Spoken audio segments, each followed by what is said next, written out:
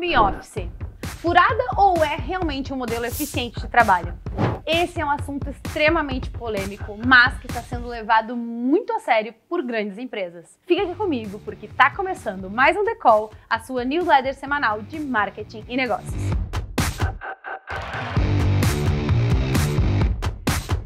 Após a pandemia, o home office perdeu a força e espaço no mercado de trabalho. Sim, porque durante a pandemia acabou ganhando muito impulso. E o LinkedIn, em fevereiro de 2022, soltou aí que 39% das vagas publicadas na rede incluíam um trabalho remoto ou híbrido. E na sequência, em fevereiro de 2023, por exemplo, esse número caiu ainda mais para baixo, para 25%. Isso a gente está falando só no Brasil. Quando a gente olha para o cenário global, acaba sendo ainda pior. Nos Estados Unidos, por exemplo, as vagas publicadas para o trabalho remoto ou híbrido representam apenas 12% das vagas totais. E quando a gente olha para o Reino Unido, esse número diminui ainda mais, para 10%. A verdade é que empresas de todo o mundo estão reestabelecendo o modelo presencial, inclusive as Big Techs. O Google, por exemplo, passou um ano inteiro pedindo para que os funcionários viessem ao escritório 3 dias por semana. Mas a verdade é que a adesão da proposta não saiu como esperado e agora em junho eles tiveram que enviar um memorando para deixar claro que o não cumprimento da presencialidade no escritório impactaria diretamente as avaliações de desempenho.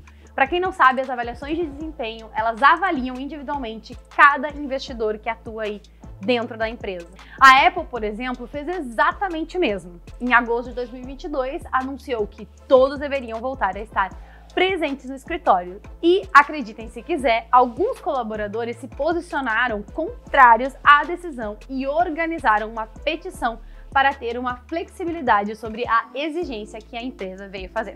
A Amazon, IBM, a Disney, Starbucks, o Twitter e até mesmo o Zoom, que é responsável por redefinir o trabalho remoto, também estão fazendo essa exigência de retorno aos escritórios. E eu sei que esse é um tema polêmico, gera uma discussão infinita nas redes sociais, principalmente quando a gente fala do LinkedIn. Mas a verdade é que aqui a gente precisa olhar com a ótica das empresas, não necessariamente do colaborador. De acordo com as grandes companhias, por exemplo, nos últimos anos, o nível de eficiência interna caiu drasticamente. E isso foi muito provocado pelo aumento nas contratações e a adesão imediata ao home office por conta da pandemia.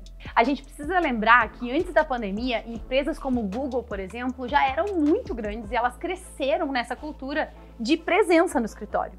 E não foi à toa que o Google mesmo investiu muito pesado no escritório e foi ou é considerada a melhor empresa para se trabalhar. E mesmo assim, eles estão enfrentando dificuldades para trazer as pessoas de volta ao presencial, ao escritório.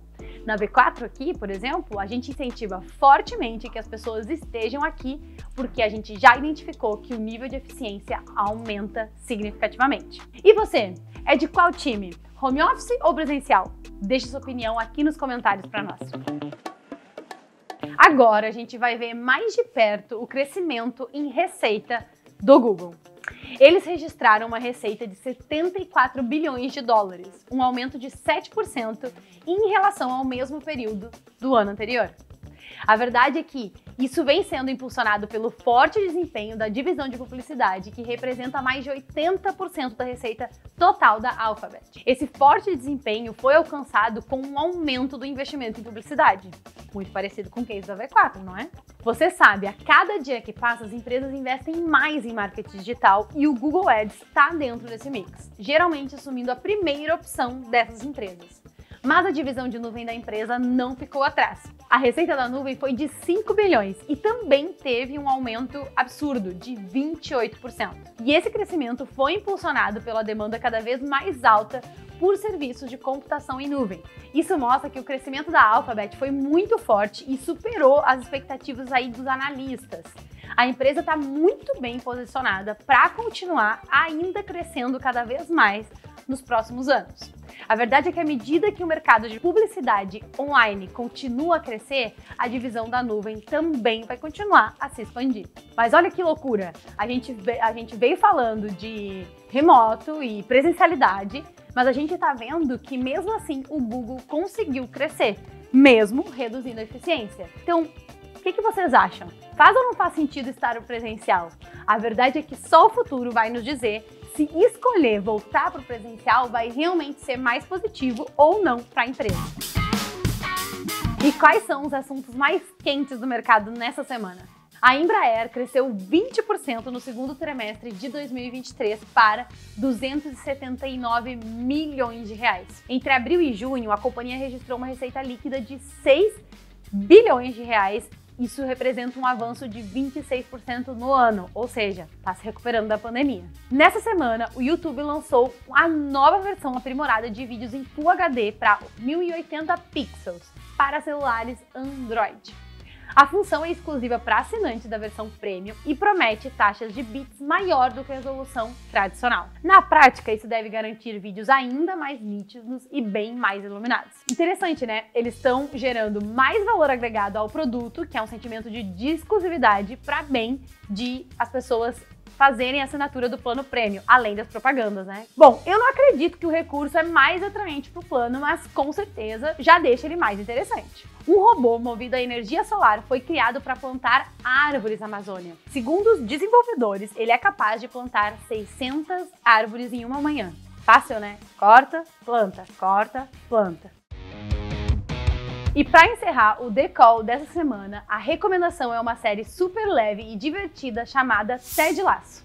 Apesar de o nome não ser marqueteiro, ela narra a história de um treinador de futebol americano e que precisa conquistar a confiança dos seus jogadores e da imprensa que duvida da sua capacidade. A série mostra que com confiança, simpatia e muita dedicação, é possível sim conquistar quase tudo.